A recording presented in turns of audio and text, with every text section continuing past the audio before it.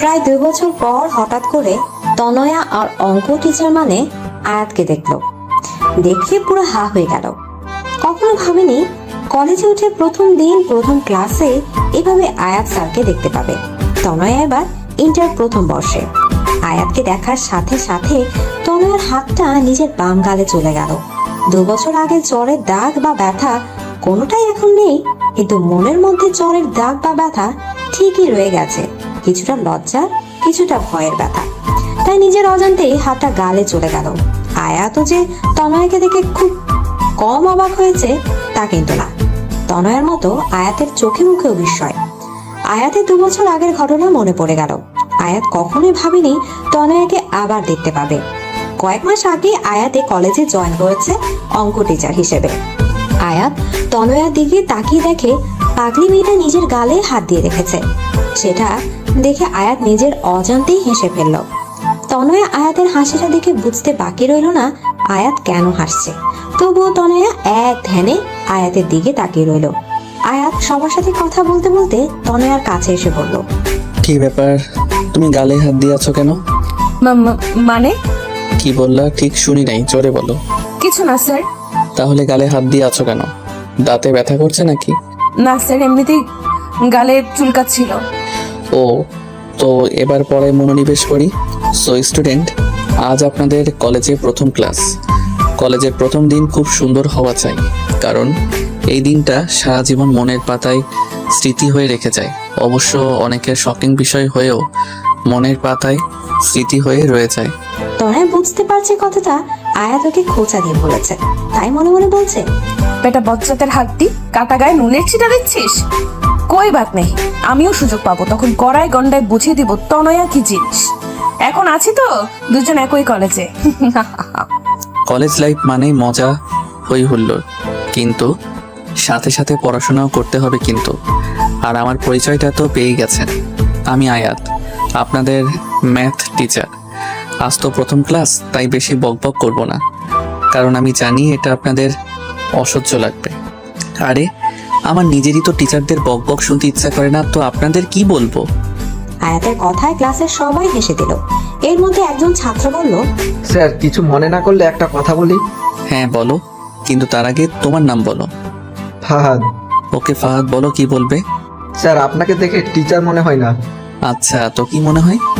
স্টুডেন্টের মতো লাগে। আসলে আমি প্রফেশনাল টিচার না, আমি এবার মাস্টার্স করতেছি। তাহলে শিক্ষকতা কেন?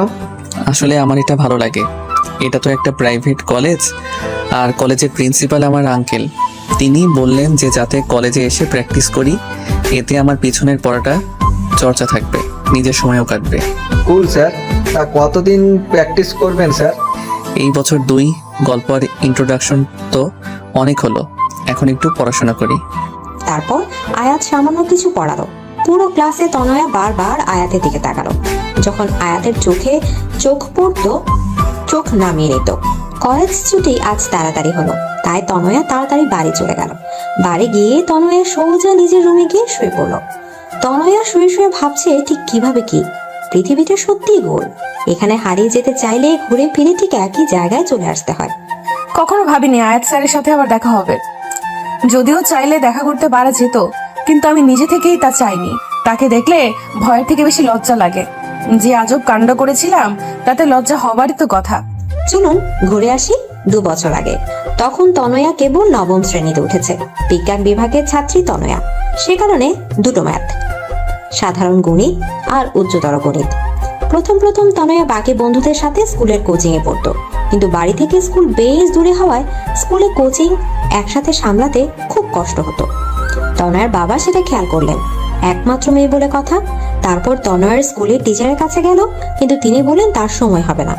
অবশেষে তনয়ার বাবা তার বন্ধুর ছেলে মানে আয়াতকে বলল যাতে তনয়াকে পড়ায়।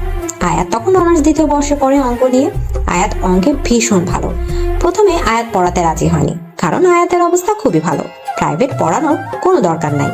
কিন্তু তারপর যখন আয়াতের বাবা পড়াতে বললেন তখন আর না করতে পারলো না।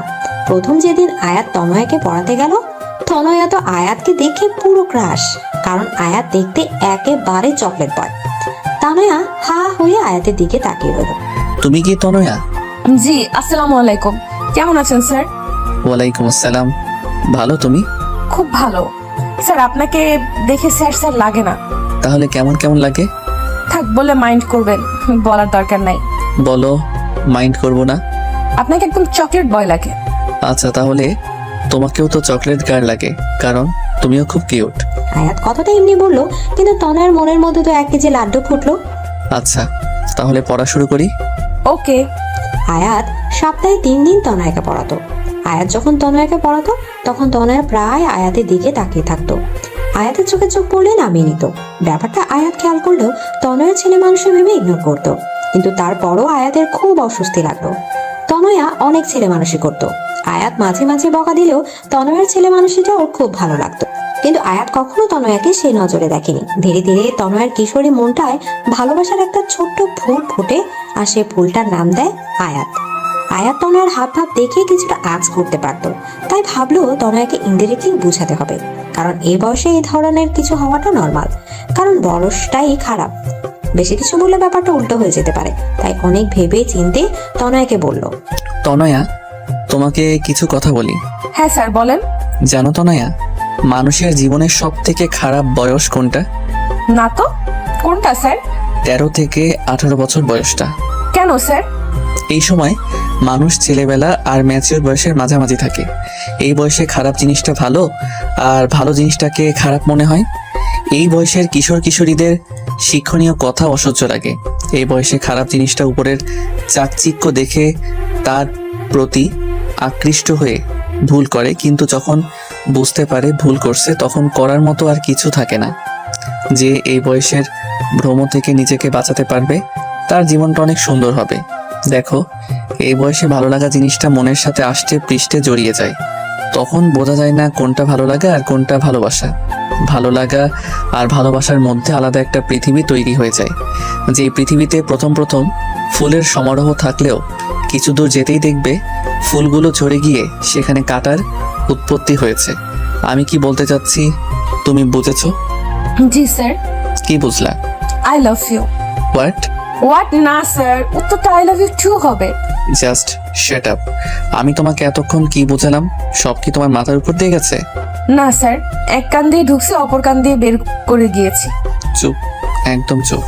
তোমাকে বললাম না এই বয়সে কখনো ভালোবাসা হয় না, এটা হয় ভ্রম, নয় ভালো লাগা। No sir, I really love you. তোমার মতো ইডিয়েট মেয়েকে পড়ানো আমার পক্ষে সম্ভব না। Goodbye. এই বলে রাগ করে হন হনিয়ে চলে গেল আয়াত। আর তনয় হা হয়ে আয়াতের যাবার পানে তাকিয়ে রইল আর ভাবছে, কি এমন বললাম? মেয়েরা প্রপোজ করলে ছেলেরা আরো খুশি হয়ে একসেপ্ট করে, আর এ তো উল্টো। আয়াত যদি বাবাকে বলে দেয় তাহলে তো সর্বনাশ। তাছাড়া সামনের মাসে প্রথম সাময়িক পরীক্ষা, এখন নতুন টিচার কোথায় পাবো? যাক, নিজের ইগো বর্তমানে ব্যাগে রেখে স্যারকে ফোন দিয়ে সরি বলি, দেখি বেটায় ঘাটতারায় মানে কিনা। এভাবে তনয় আয়াতকে ফোন দিল। প্রথমে কয়েকবার রিং হয়ে কলটা কেটে গেল। তারপর আয়াত বলল, হ্যালো স্যার। হ্যাঁ বলো। Sorry sir. সরি বললে কাজ হবে না, আমি তোমাকে আর পড়াবো না। স্যার, আমি আর কখনো এমন কথা বলবো না, প্লিজ বাবাকে কিছু বলবেন না। ঠিক আছে। তাহলে কাল থেকে পড়াতে আসছেন? না, তোমার বাবাকে বলবো না, তাই বলে যে তোমাকে পড়াবো তা কিন্তু না। প্লিজ স্যার, সামনের মাসে আমার পরীক্ষা, এখন নতুন টিচার কোথায় পাবো, আর বাবাকেই বা কি বলবো? সেটা মাথার মধ্যে প্রেমের পোকা ঢোকার আগে মনে ছিল না? সরি বললাম তো, আর আপনি তো বললেন যে এই বয়সে ভুল হয়, তাহলে আপনার কি উচিত না আমার ভুলটা শুধরে দেওয়া? এই মেয়ে, তুমি তো দেখছি আমার কথায় আমাকে ফাঁসিয়ে দিলা। ঠিক আছে, কাল থেকে পড়াতে আসবো, তবে একটা শর্তে। কি শর্ত স্যার? এই ধরনের কোনো দুষ্টুমি বা ফাইজলামি আর কখনো করবে না, ঠিক আছে? ঠিক আছে স্যার। পরের দিন আয়াত আবার নিয়মিত পড়াতে আসতো। তনয় এখন অনেক শান্ত হয়ে গেছে, সে আগের মতো দুষ্টুমি করে না। আয়াত প্রথম প্রথম তাতে খুব খুশি হয়েছিল, কিন্তু ধীরে ধীরে আয়াত ও তনয়ার সেই দুষ্টুমিগুলো মিস করতে লাগলো। কিন্তু সব বুঝতে পেরেও আয়াত তনয়াকে কিছুই বলতো না, ভাবতো সামনে ওর পরীক্ষা, এই মুহূর্তে কিছু বলা মানে ওর খাটাকে উস্কে দেয়া, তাই চুপচাপ রইলো। তারপর তনয়ার পরীক্ষা শেষ হলো, খুব ভালোভাবে পরীক্ষাগুলো হয়ে গেল। পরীক্ষার পর তনয়া আবার আগের মতো দুষ্টামি করা শুরু করলো, কিন্তু আয়াতকে এখন খুব কম জ্বালায়। একদিন তনয়া ওর কিছু বান্ধবীদের সাথে ঘুরতে পার্কে গেল। সেখানে গিয়ে দেখে আয়াত একটা মেয়ের সাথে বসে কথা বলছে, খুব হাসাহাসি করছে। তনয়া সেটা দেখে রাগে পড়ছিল, ওর বান্ধবীদেরকে বললো সামনে যেতে। তারপর সোজা গিয়ে আয়াতের সামনে দাঁড়ালো। রাগী চোখে আয়াতের দিকে তাকিয়ে আছে। আয়াত তনয়াকে দেখে বলল, আরে তনয়া, তুমি এখানে? উনি কে? আমার বন্ধু লিমা। বন্ধু নাকি অন্য কিছু? তা দিয়ে তোমার কি দরকার? তনয়া কোনো কথা না বলেই আয়াতের গালে একটা কিস করে বসলো। কারণ আই স্টিল লাভ ইউ। উপস্থিত ঘটনায় আয়াত আর লিমা হতভম্ব হয়ে গেল। আয়াতেরও ভীষণ রাগ উঠে গেল। তারপর একটা শব্দ হলো ঠাস। হাত তনয়া নিজের গালে হাত দিয়ে আছে। এই মেয়ে, তোমাকে কথা বললে বোঝো না নাকি? তোমাকে এত বোঝানোর পরও বুঝো না? আর শোনো, তোমাকে আমি ভালোবাসি না, কারণ আমি লিমাকে ভালোবাসি। আর হ্যাঁ, ও আমার বন্ধু না, গার্লফ্রেন্ড। আর কখনো তোমাকে পড়াবো না। যাও, বাড়ি যাও। ধমক দিয়ে পাঠিয়ে দিল। তনয়া আয়াতের কথাগুলো শুনে কান্না করে দিল। টপ টপ করে ওর চোখ থেকে জল পড়ছে। তারপর গা চেপে ফুপিয়ে ফুপিয়ে বলল, ভালোবাসেন না ঠিক আছে, তাই বলে চর মারলেন কেন? আমার গালটা যে লাল হয়ে গেল, খুব ব্যথাও করছে। তনয়ার কথা শুনে আয়াতের খুব হাসি পাচ্ছে, কিন্তু এখন হেসে দিলে সব উল্টো হয়ে যাবে। তাই অনেক কষ্টে আয়াত হাসিটা আটকালো। তনয়া কাঁদতে কাঁদতে চলে গেল। আর আয়াত ওর যাবার পানে কতক্ষণ তাকিয়ে থেকে বাড়ি ফিরে গেল। তনয়ার ফর্সা গা জলের কারণে লাল হয়ে গিয়েছে। রাতের বেলা তনয়া ওর বাবার সাথে বসে টিভি দেখছিল। তখনই ওর বাবার ফোন আসলো। ওর বাবা তখন বলল আয়াত ফোন করেছে। ভয়ে তো তনয়ার হাত পা ঠান্ডা হয়ে যাওয়ার উপক্রম। না জানি কি না কি বলে তার বাবাকে। তনয়ার বাবা ফোনে কথা শেষ হয়ে বললেন, আয়াত নাকি আর তনয়াকে পড়াতে পারবে না। কেন? আয়াতের নাকি কিছুদিন পর পরীক্ষা। প্রাইভেট পড়ালে নাকি ওর নিজের পড়ায় অসুবিধা হয় তাই। তাহলে তনয়াকে কেন পড়াবে? আয়াত নতুন টিচার ঠিক করে দিয়েছে, কলেজের টিচার, বয়স্ক একজন টিচার। বেটা বজ্জাত, আমাকে এখন বয়স্ক টিচারের হাতে দেওয়া হচ্ছে? তোকে আমি দেখে নিব, কবে তা নিশ্চিত বলতে পারি না, তবে হতে পারে 5-10 বছর পর, কিন্তু দেখে অবশ্যই নিব। তারপর আর আয়াতের সাথে তনয়ার দেখা হয়নি। তারপর তনয়া আর কারোর সাথে রিলেশন তো দূরে থাক, কেউ প্রপোজ করলেও তাকে ধরে পিটাতো। তনয়া এসএসসি পরীক্ষায় জিপিএ 5 পেল। তারপর কিছুদিন আগে কলেজে ভর্তি হলো।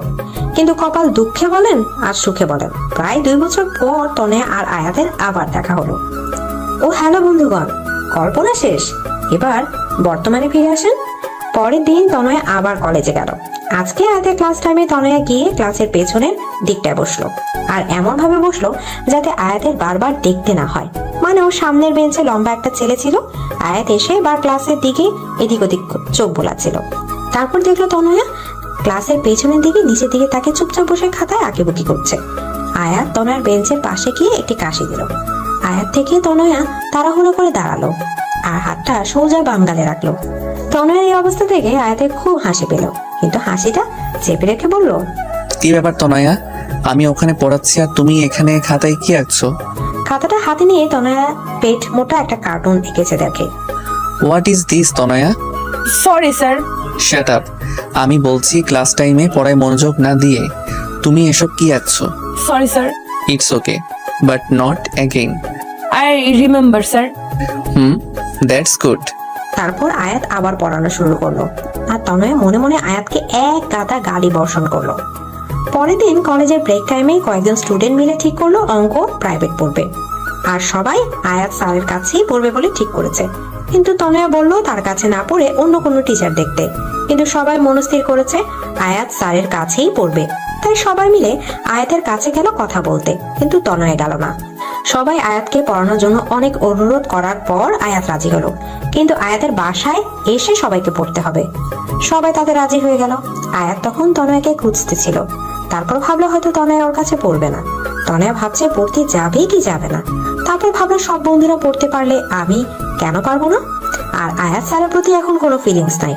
আবার নিজেই নিজেকে প্রশ্ন করলো, সত্যি কি তার প্রতি কোনো ফিলিংস নাই?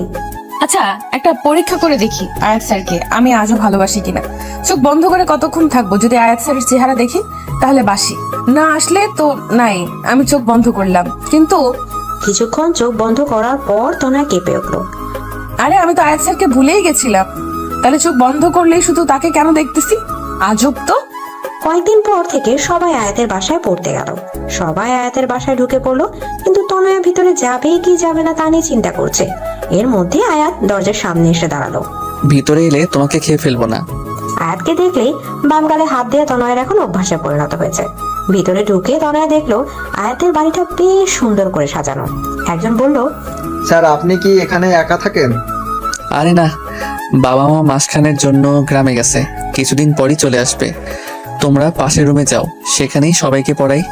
সবাই আয়াতের বাসায় এসে তারপর বসে পড়ে, যে যার মতো গল্প করে, কিন্তু তনয়া চুপচাপ বসে বইয়ের দিকে তাকিয়ে থাকে। ইদানিং আয়াত খেয়াল করেছে তনয়া সে আগের তনয়া নাই। আগে সে দুষ্টুমি চাঞ্চল্য তার মাঝে আর নেই, একদম শান্ত প্রকৃতির। আয়াত তনয়ার এই রূপটা একদম পছন্দ করে না। প্রায় 4 মাস হয়ে গেছে আয়াত এখনো তনয়াকে দুষ্টুমি করতে দেখে না। কেমন যেন হয়ে গেছে, ঠিক যেমন পানির অভাবে একটি ফুল নেতিয়ে যায়, তনয়া ঠিক তেমনি নেতিয়ে গেছে। আয়াতের মনে হচ্ছে কোথাও না কোথাও ওর জন্য ওই নিজেই দায়ী। তাই আয়াত ঠিক করলো তনয়ের সাথে সরাসরি কথা বলবে। তনয়া শোনো। তনয়া তখন কলেজ শেষ করে বাড়ি যাচ্ছিল, আয়াতের ডাকে পেছনে ফিরল। আমাকে ডাকতেছেন স্যার? হ্যাঁ, তোমার সাথে আমার কিছু কথা আছে। হ্যাঁ বলুন স্যার। এখানে না, তুমি আজকে আমাদের বাসায় সবার যাবার আধা ঘন্টা আগে যাবে, যদি তুমি ফ্রি থাকো। কিন্তু স্যার। ভয় নেই, বাসায় বাবা মা সবাই আছে। বিশ্বাস না হলে আমাদের বাসার টেলিফোনে বা তোমার বাবাকে দিয়ে ফোন করিয়ে কনফার্ম হতে পারো। কি যে বলেন স্যার, আমি আপনাকে অনেক বিশ্বাস করি। ধন্যবাদ। বিকেলে কথা মতো তনয়া অনেক আগে পড়তে গেল। দরজায় ডোরবেল বাজালো।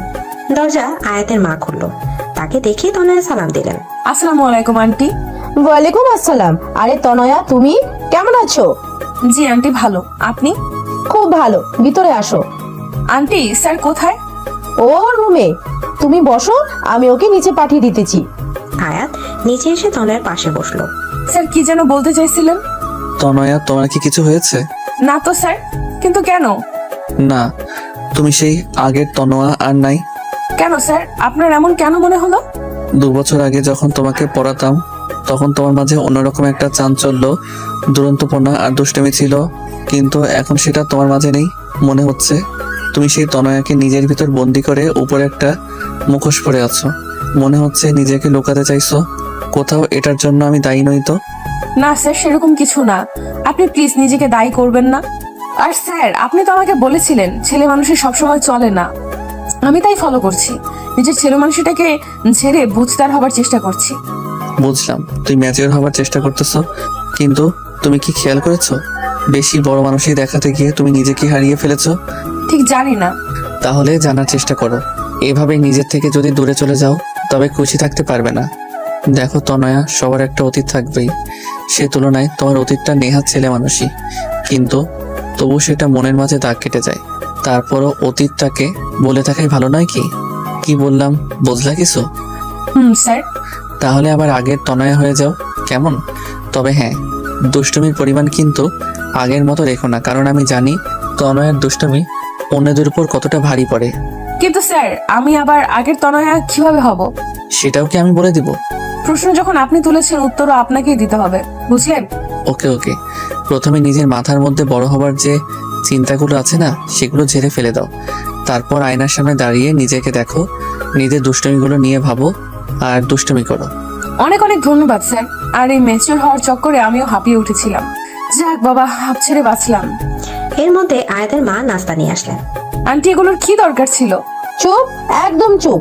এতদিন ধরে আমাদের বাসায় পড়তে আসিস, অথচ তোর এতটুকু যত্ন করতে পারি না। আসলে এতগুলো ছেলে মেয়ের মধ্যে তোকে আলাদা করে দেখলে ওদের খারাপ লাগতে পারে, তাই। কিন্তু শত হলেও তুই তো নিজেদের মেয়ে। মানে? মানে তুই আয়াতের বাবার বন্ধুর মেয়ে। তোর বাবার সাথে কত বছরের পরিচয়। আর তোর বাবা মা তো প্রায় আমাদের বাসায় আসে, কিন্তু তোকে কখনো নিয়ে আসেনি। সবসময় কোনো না কোনো বাহানা বানিয়ে দিত। নে, এবার চুপচাপ খাওয়া। তনয়া দেখলো 2 বাটি আইসক্রিম, বাকিগুলো রেখে সেটাই নিল। আয়াত আইসক্রিমের অন্য বাটিটা নিতে যাবে, এর মধ্যে তনয়া বলল, একদম হাত দিবেন না। কেন?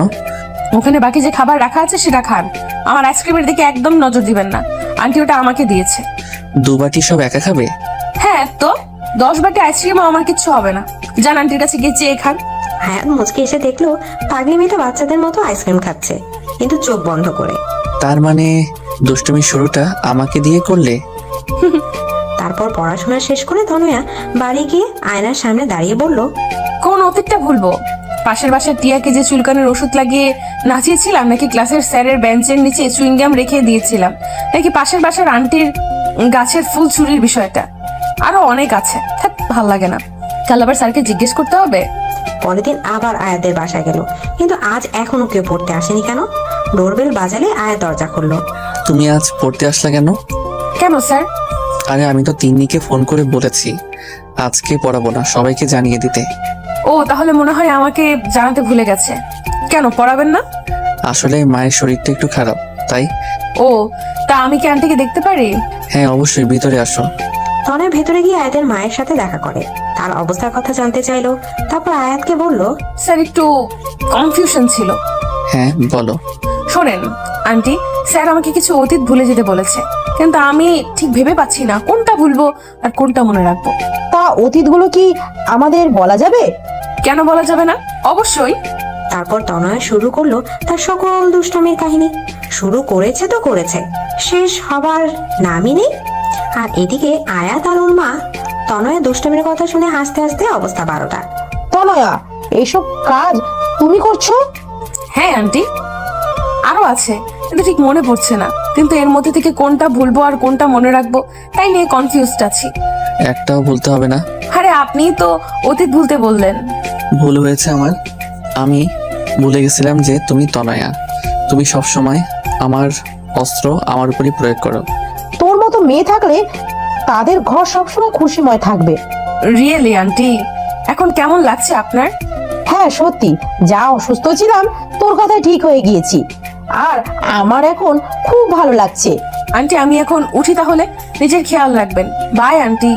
আয়াত তনয়াকে দরজা পর্যন্ত এগিয়ে দিয়ে আবার ডাক দিল। তনয়া শোনো, জি স্যার। তুমি কালকে বলেছিলে তুমি আমাকে বিশ্বাস করো, কিন্তু সে বিশ্বাসের ভিত্তি বা কারণটা জানতে পারি? এই 14-15 বছরের মেয়ে আপনাকে প্রপোজ করেছে, চাইলেই আপনি তার দুর্বলতার সুযোগ নিতে পারতেন, কিন্তু আপনি তা না করে মেয়েটাকে ভুল পথ থেকে ফিরিয়ে এনেছেন। বিশ্বাস করার জন্য এটাই যথেষ্ট নয় কি? স্যার আমি আপনাকে খুব শ্রদ্ধা করি। আর সাবধানে যেও। Bye sir. আয়াত তারপর দরজা আটকে ভেতরে যেতে শুনে তনয়ার চিৎকার। আয়াত দ্রুত দরজা খুলে হতভম্ব হয়ে গেল। আয়াত দরজা খুলে দেখে তনয় সিঁড়িতে উপর আধা শোয়া হয়ে আধা বসা অবস্থায় আছে। আয়াত প্রথমে ভাবলো তনয়া হয়তো দুষ্টামি করছে, কারণ এই ধরনের দুষ্টুমি তনয় এর আগেও কয়েকবার করেছিল। তাই বলল, তনয়া এবার আর আমাকে বোকা বানাতে পারবে না, ওঠো বলছি। তনয়া, তনয়া, তনয়া। কয়েকবার ডাক দিল কিন্তু তনয়ার কোনো সাড়া শব্দ পেল না। তাই গিয়ে তনয়ার কাঁধে হাত রাখলো, আর সাথে সাথে তনয়া মাটিতে গড়িয়ে পড়লো। আয়াত হতভম্ব হয়ে গেল, কারণ তনয়ার কপালে রক্ত। দেয়ালের দিকে তাকিয়ে দেখে দেয়ালেও খানিকটা রক্ত লেগে আছে। সিঁড়িতে অনেক পানি পড়ে আছে, মনে হয় তনয়া পানিতে স্লিপ করে পড়ে গেছে। মেয়েটার মাথা ফেটে গেছে, কি যে করবে সে। আয়াত তনয়াকে কোলে তুলবে কি তুলবে না এটা নিয়ে অস্বস্তি বোধ করছে। তারপর ভাবলো ওসব পরে ভাববো, আগে মেয়েটাকে ভিতরে নিয়ে যাই। আয়াত তনয়াকে কোলে তুলে বলল, আরে মেয়েটাকে দেখতে তো অনেক শুকনা, কিন্তু ওজন কম করে হলেও 42 হবে। আয়াত তনয়কে নিয়ে ওর মায়ের রুমে শোয়ালো। আরে কি হয়েছে ওর? মা মনে হয় সিঁড়ি দিয়ে স্লিপ করে পড়ে গেছে। দেখো না মেয়েটার মাথা ফেটে গেছে। তাড়াতাড়ি ডাক্তারকে ফোন কর। হ্যাঁ মা করছি, কিন্তু তুমি ব্যস্ত হয়ে নিজের শরীর খারাপ করো না। আয়াত ডাক্তারকে ফোন করে তনয়ার মাথার রক্ত মুছে কিছুটা অ্যান্টিবায়োটিক ক্রিম লাগিয়ে দিল, যাতে তাৎক্ষণিকভাবে রক্তটা থেমে যায়। তারপর তনয়ার বাবা মাকে ফোন করে আসতে বলল। তনয়া তখন অজ্ঞান। ওদের ফোন করার পর আয়াত তনয়ার চোখে মুখে পানির ঝাপটা দিল। তনয়া চোখ করে দেখে আয়াত আর আয়াতের মা ওর সামনে বসে আছে। এই মেয়ে পড়ে গেলা কিভাবে? কোন বেয়াক্কল যেন সিঁড়িতে পানি ফেলেছে। দেখেছি, কিন্তু কে সেটা জানি না। তাহলে তাড়াতাড়ি জানেন, তার অবস্থা আমি 12টা বাজাবো। মাথাটা প্রচন্ড ব্যথা করতেছে। আর কোথাও ব্যথা পাইছো? হ্যাঁ, পায়ে খুব ব্যথা করছে, মনে হয় মুচকে গেছে। আয়াত তনয়ার পা হাত দিয়ে দেখছে। স্যার কি করছেন? প্লিজ পায়ে হাত দিবেন না, আপনি আমার শিক্ষক। চুপ, একদম চুপ। কপাল ভালো ভাঙেনি, তবে মুচকে গেছে। ডাক্তার এখনই চলে আসবে। কিছুক্ষণ পর ডাক্তার আর তনয়ার বাবা মা একসাথে এলো। ডাক্তার তনয়ার মাথায় ভালো করে ব্যান্ডেজ করে দিল, পায়ে লিকোপ্লাস্টার পেঁচিয়ে দিল, তারপর একটা ইনজেকশন বের করলো। না, চুপ চুপ, কানের পোকা বের করে দিল। আমি একদম ইনজেকশন দিব না। অত বড় সূচ আমার গায়ে ফুটাবে, নো চান্স। ঠিক আছে, দেওয়ার দরকার নাই। আচ্ছা তনয়, একটা কথা বলো তো, তোমার তো অনেক রকমের ফুল গাছ ছিল, এখন কি আছে নাকি? স্যার আপনার মনে আছে? কেন মনে থাকবে না? অনেক সুন্দর তোমার বাগানটা। এখন তো আগের থেকেও বেশি ফুল আছে। জানেন স্যার, 12 রকমের ক্যাকটাস গাছ আছে আমার। আচ্ছা, তা আমাকে কিছু ফুল গাছ দিবা?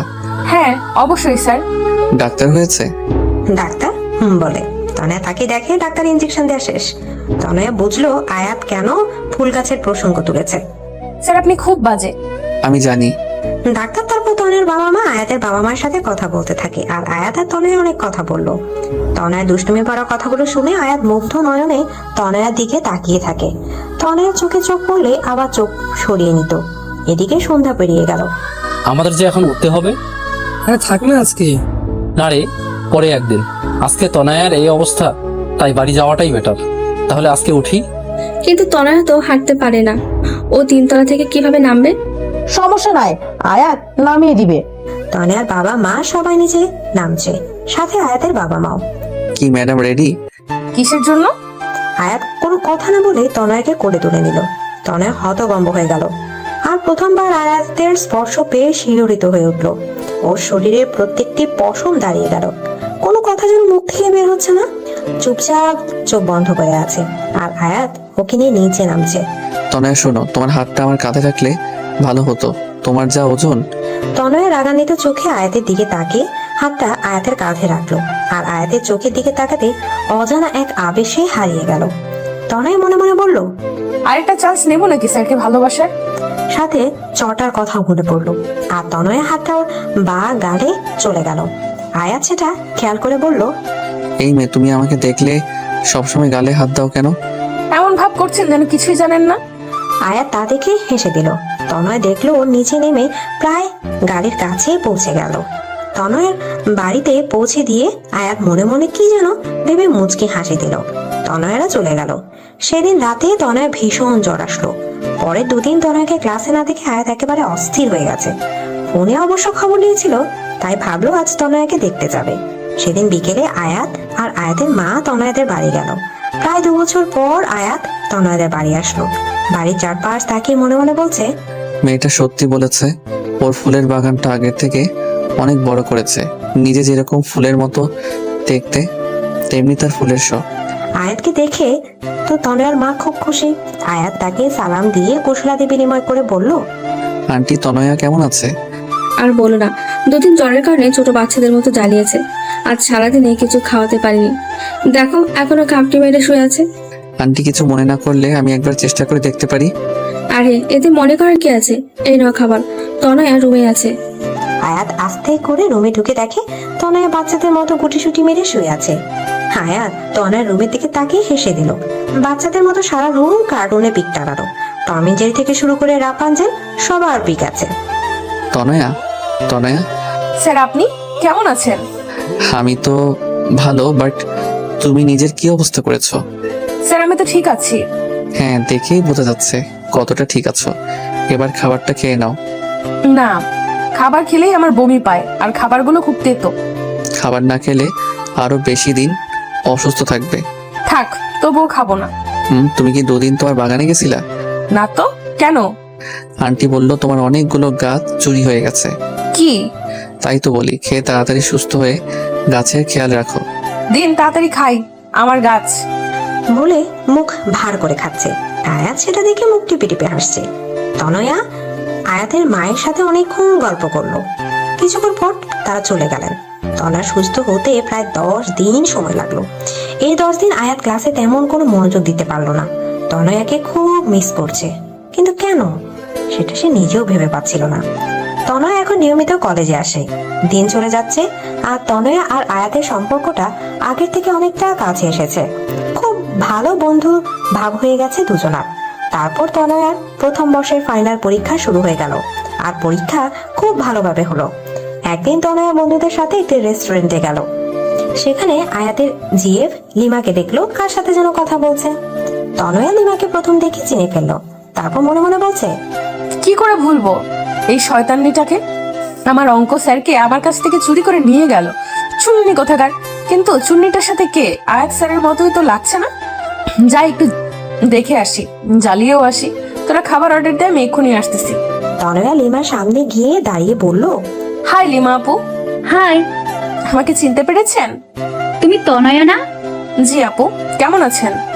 ভালো, তুমি? জি ভালো। তারপর তনয়া লিমার পাশে বসা লোক দিকে তাকালো। না, এ তো আয়াত স্যার নয়। তাহলে কে? একবার জানতে চাইবো? না থাক, যদি কিছু মনে করে, আবার জিজ্ঞেস না করলে যে কনফিউশন থেকে যাবে। কি করি? তা এখানে কি করতে? বন্ধুদের সাথে। আচ্ছা আপু, আপনার সাথে এই কে? ইনি আমার কথাটা বলতে যাবে এর মধ্যে লিমাকে কে যেন ফোন দিল। লিমা ফোনটা রিসিভ করেই বলল, হ্যাঁ আয়াত বল। আর কথা বলতে বলতে একটু দূরে চলে গেল। তনয়া বুঝলো ফোনটা আয়াত করেছে, তাই কিছু না বলে মন খারাপ করে বন্ধুদের কাছে এসে বসলো। মা ফোন করেছিল, এখনই বাসায় যেতে বললো। তোরা আড্ডা দিয়ে, আমি পরে একদিন তোদের সাথে আড্ডা দিব। রেস্টুরেন্ট থেকে বের হয়ে রিক্সা না নিয়ে সোজা হাঁটা ধরলো। আজ কেন যেন তনুর খুব কষ্ট হচ্ছে, মনে হচ্ছে বুকটা ফেটে যাবে, ভীষণ কান্না পাচ্ছে। কেন আমি আয়াত স্যারকে ভালোবাসলাম, আর কেনই বা এত কষ্ট হচ্ছে? এদিকে লিমার ফোনে কথা বলা শেষ হলে তনয়াকে খুঁজতে খুঁজতে বন্ধুদের কাছে গিয়ে তনয়ার কথা জানতে চাইলো। তারপর ওকে না পেয়ে নেহার কাছ থেকে তনয়ার ফোন নাম্বার নেয় এবং লিমারটা নেহার কাছে দিয়ে আসে আর বলে অবশ্যই যেন ফোন করে। এদিকে তনয়া হাঁটতে হাঁটতে প্রায় বাড়ির কাছে চলে আসে। ওদের বাড়ি থেকে কিছু দূরে ছোট্ট একটা পার্ক, আর সেই পার্কে যেখানে দাঁড়িয়ে আয়াতকে চড় মেরেছিল। এখানে বিকেলে অনেক ব্যায়াম করে, কেউ গল্প গুজব করে। তনয়া পার্কে ঢুকে নদীর ধারে একটি বেঞ্চে বসলো। কেন যেন খুব কান্না পাচ্ছে আর মনে মনে নিজে নিজে বলছে, স্যারের কাছে আমার ভালোবাসাটা নেহা ছেলে মানুষই ছাড়া আর কিছুই না, কিন্তু আমার কাছে কেন সেটা মনে হয় না? আমার ছেলে মানুষই মনের মধ্যে যে ছোট্ট একটা ভালোবাসার মতো হৃদয় আছে, সেটা কি স্যার দেখতে পায় না নাকি বুঝতে পারে না? পারবেই বা কি করে? স্যার তো আমায় না, লিমাকে ভালোবাসে। এদিকে তনের ফোনটা বেজেই চলেছে। ফোনে অচেনা নাম্বার দেখে রিসিভ করলো না, কিন্তু বারবার রিং হচ্ছে বলে তাই একবার রিসিভ করলো। এপাশ থেকে বলল, হ্যালো তনয়া, আমি লিমা। বলুন আপু। তনয়া তুমি কোথায়? পার্কে বসে আছি। কোন পার্কে? যে পার্কে বসে আপনার বয়ফ্রেন্ড আমাকে চড় মেরেছিল। ওখানেই বসো, আমি 10 মিনিটের মধ্যে আসছি। তনয় কিছু বলার আগে ফোনটা কেটে গেল। কিছুক্ষণের মধ্যে লিমা চলে আসলো। হ্যাঁ আপু বলেন। তুমি কিছু না বলে চলে আসলা কেন? এমনিতেই ভালো লাগতেছিল না আপু। ভালো লাগতেছিল না নাকি আয়াত আমাকে ফোন করেছিল তাই? তেমন কিছু না। সুইটহার্ট, তোমার বয়সটা আমিও পেরিয়ে এসেছি, সো আমার কাছে লুকিয়ে লাভ নাই ডিয়ার। আচ্ছা, তুমি তখন জানতে চাইলে না আমার পাশের লোকটিকে? He is my husband. তাহলে আয়াত স্যার যে সেদিন বললো, ওটা আয়াত সেদিন তোমাকে শোনানোর জন্য বলেছিল, যাতে তুমি পাগলামি না করো। তাহলে তার সাথে আপনার কি সম্পর্ক? আয়াত আমার খালাতো ভাই। আমরা দুজন একই বয়সী, এক ক্লাসে পড়ি, যার কারণে আমরা খুব ভালো বন্ধু। শুধু বন্ধু, অন্য কিছু না, বুঝলা পাগলি মেয়ে? তাহলে আয়াত স্যার সেদিন মিথ্যা কথা কেন বললো? সেটা ঠিক। সেদিন তুমি যাবার পর আমি আয়াতকে একই প্রশ্ন করেছিলাম, আর ও বলেছিল ওর একটা অনেক বড় সমস্যা আছে, যার কারণে চাইলেও ও তোমার সাথে রিলেশনে চলাতে পারবে না। কিন্তু একটা বিষয় কি জানো, যখনই আয়াতের সাথে কথা বলি, আয়াত যদি 10টা কথা বলে, তার 9টা কথায় তোমাকে নিয়ে বলে। তনয়া, এরকম ওরকম সেরকম আরো কত কথা, মনে হয় যেন তুমিও নিঃশ্বাসের সাথে মিশে গেছো। তাহলে আমাকে বলে না কেন? সেদিন আমি আয়াতকে বললাম যে আয়াত, তোর প্রত্যেকটা কথাই আমি তনয়ার জন্য গভীর ভালোবাসা অনুভব করি, আর যতদূর জানি তনয়াও তোকে পাগলের মতো ভালোবাসে। তাহলে তুই মেয়েটাকে বলে দে, মেয়েটাকে আর কষ্ট দিস না। আয়াত তখন কি বললো জানো? আয়াত বলল, সেটা সম্ভব না রে লিমু, তাহলে সব সম্পর্কগুলো অগোছালো হয়ে যাবে। আমি একটা সম্পর্কের জন্য অন্য কোনো ভাঙতে পারবো না। হ্যাঁ, আমি তনয়াকে। তারপর আর কিছু বলেনি। আমার জন্য কেন অন্য সম্পর্ক ভেঙে যাবে? আমি কি এতটা খারাপ? আর তার কি এমন সমস্যা যার কারণে আমার সাথে এমন করছে? সেটা আমি জানি না রে, অনেক জানার চেষ্টা করেছি, কিন্তু সববারই ব্যর্থ হয়েছি। এখন তুমি চেষ্টা করে দেখতে পারো। তনয়া অঝরে কাঁদছে। এই পাগলি মেয়ে, প্লিজ কেঁদো না। দেখো, আমি তোমাকে এই কথাগুলো আগে বলতে পারতাম, কিন্তু তুমি তখন খুব ছোট ছিলা। আর তারপর আমার বিয়ে হয়ে যায়। বিয়ের পর আমি চট্টগ্রাম ছিলাম, তখন চেয়েও তোমার সাথে যোগাযোগ করতে পারিনি। সরি আপু। কেন? আয়াত স্যারের গার্লফ্রেন্ড ভেবে তোমাকে মনে মনে অনেক বকা দিয়েছিলাম। পাগলি মেয়ে, ইটস ওকে। আচ্ছা শোন, তুমি এইসব নিয়ে চিন্তা করো না। দেখবে আল্লাহ চাইলে তুমি তোমার অঙ্কের টিচারকে পেয়ে যাবে। আল্লাহ যদি না চায়? তাহলে পাবে না। লিমা কথা শুনে তনয় ভ্যা ভ্যা করে বাচ্চাদের মতো কেটে ফেললো। প্লিজ এভাবে কেঁদো না। আয়াত কিন্তু ছিসকাতুনি মেয়েদের একদম পছন্দ করে না। তনয়ার সাথে কান্না থামিয়ে ফেললো আর ফোপাচ্ছে। সেটা দেখে লিমা হেসে বলল, এই পিচ্ছি মেয়েটার মনে তার অঙ্ক টিচার মানে আয়াতের জন্য এত ভালোবাসা লুকিয়ে আছে। আচ্ছা শোন, আয়াত 10 মিনিটের মধ্যে এখানে আসবে। কেন? আমি আসতে বলেছি। কেন? তুই সত্যি মাথা মোটা। আমি এখন চলে যাব, তারপর আয়াতকে ফোন করে বলে দেব জরুরি কাজে চলে গেছি, তখন তোরা গল্প করিস। তনয়া লজ্জা পেয়ে মাথা নিচু করে ফেললো। ও বাবা, এই মেয়ে তো লজ্জাও পায়। ধন্যবাদ আপু। শোন, রোজ ফোন করবি আমাকে, ওকে? আর শোন, আমি তোকে যা বললাম আয়াতকে বলবি না। ভালো থাকিস, বাই। তুমিও ভালো থেকো, বাই। লিমা চলে গেল। তার কিছুক্ষণ পর আয়াত আসলো। আয়াত এসে লিমাকে না পেয়ে চলে যাবে এমন সময় দেখলো তনয়া চুপচাপ বসে কাঁদছে। তনয়া তুমি এখানে? আয়াতকে দেখে তনয়ার আরো বেশি কান্না এসে গেল। তাই কোনো কিছু না ভেবে আয়াতকে জড়িয়ে ধরে কান্না করতে লাগলো। আয়াত কিছুটা অপ্রস্তুত হয়ে গেল ঘটনাটিতে, কিন্তু তনয়ার কান্না দেখে ওর বুকের ভেতর মোচড় দিয়ে উঠলো। তারপর বলল, কি হয়েছে তনয়া? কেউ কিছু বলেছে? প্লিজ কিছু বলো, এভাবে কেঁদো না, প্লিজ কিছু বলো। তনয় কিছু বলছে না, শুধু আয়াতকে জড়িয়ে ধরে কান্না করছে। আয়াত ওর মাথায় হাত বুলিয়ে দিচ্ছে আর বলছে, প্লিজ কিছু তো বলো তনয়া। তনয় নিজেকে আয়াতের থেকে ছাড়িয়ে কিছু না বলে কাঁদতে কাঁদতে চলে গেল। আয়াত বোকার মতো ও যাওয়ার পানে তাকিয়ে রইল। পরে কয়েকবার তনয়ার কাছে এই বিষয়ে আয়াত জানতে চেয়েছে, কিন্তু সবসময় তনয়ার ব্যাপারটা এড়িয়ে গেছে। 3 মাস পর ঠাস, আজ আয়াত তনয়াকে সর্বসম্মুখে আবারও একটা চড় মারলো। কিন্তু কেন? আয়াত পার্কে বসে আবার তনয়াকে একটা চড় মারলো। পার্কের অনেক লোক তাকিয়ে আছে এই অবস্থা দেখে। তনয়া গালে হাত দিয়ে দাঁড়িয়ে আছে। আজ ওর চোখ থেকে অশ্রু নদী বইছে না, কিন্তু খুশিতে চোখ দুটো ছলছল করছে। আয়াত ওকে চড় মেরে কিছু দূর গিয়ে নিজের হাতের সাজরে একটা আঘাত করলো। তনয়া দৌড়ে গিয়ে ওর হাতটা ধরে বলল, মাথা ঠিক আছে আপনার? আয়াত কোনো কথা না বলে তনয়াকে নিজের বুকের সাথে শক্ত করে চেপে ধরলো। তনয়া হতবাক হয়ে গেল। তনয়া নিজেকে ছাড়ানোর চেষ্টা করছে কিন্তু পারছে না, কারণ আয়াত ওকে এতটা শক্ত করে জড়িয়ে ধরে আছে। তনয়া চেষ্টা করেও নিজেকে ছাড়াতে পারছে না। নেহা আর নয়ন ওদের দিকে তাকিয়ে মুচকি মুচকি হাসছে, কারণ ওদের প্ল্যান কাজে দিয়েছে। প্ল্যানটা কি? চলুন 3 মাস আগে।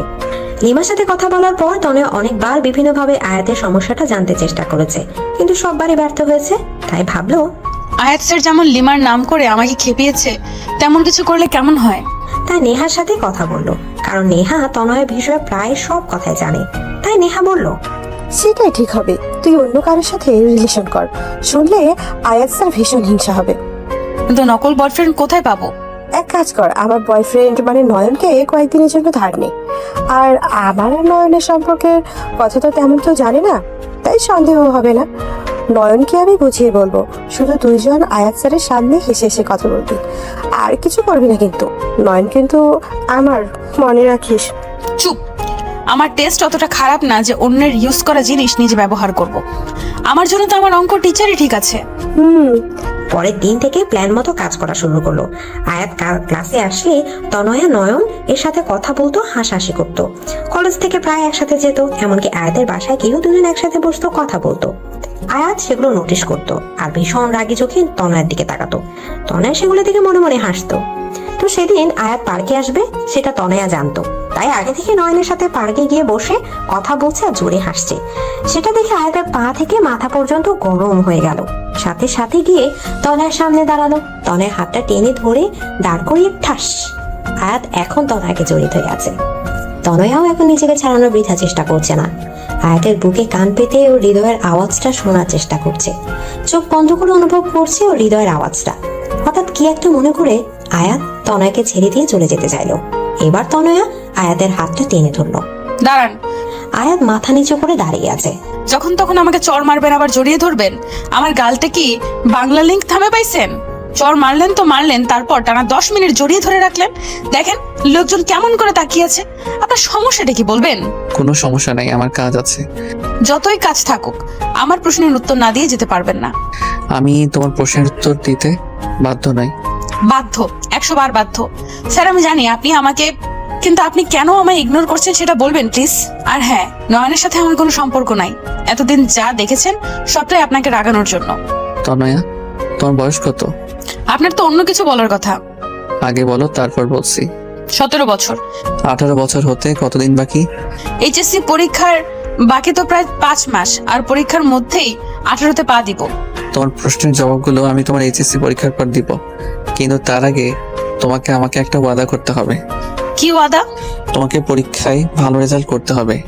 যদি তা না করো তাহলে আর আমার সাথে কথা বলার চেষ্টাও করবে না। ওকে, ডান। তনয়া পরের দিন থেকে কলেজে যেত। আয়াত ক্লাস করাতো কিন্তু তনয়ার দিকে তাকাতো না পর্যন্ত। তনয়ার মনে মনে খুব অভিমান হতো আয়াতের উপর। এমনকি আয়াতের বাসায় পড়তে গেলেও আয়াত চুপচাপ পড়াতো, কিন্তু সহজে তনয়ার দিকে তাকাতো না। আয়াতের এমন আচরণে তনয়ার খুব কষ্ট লাগতো। আয়াতের এভাবে ইগনোর করাটা তনয়া মেনে নিতে পারছিল না। কয়েক মাস মাত্র বাকি পরীক্ষার, তাই কলেজ কমিটি আর সালা মিলে সিদ্ধান্ত নিল সব পরীক্ষার্থীদের নিয়ে কক্সবাজারে ঘুরতে যাবে। যেহেতু সব টিচাররা যাবে তাই আয়াতও তাদের সাথে যাবে।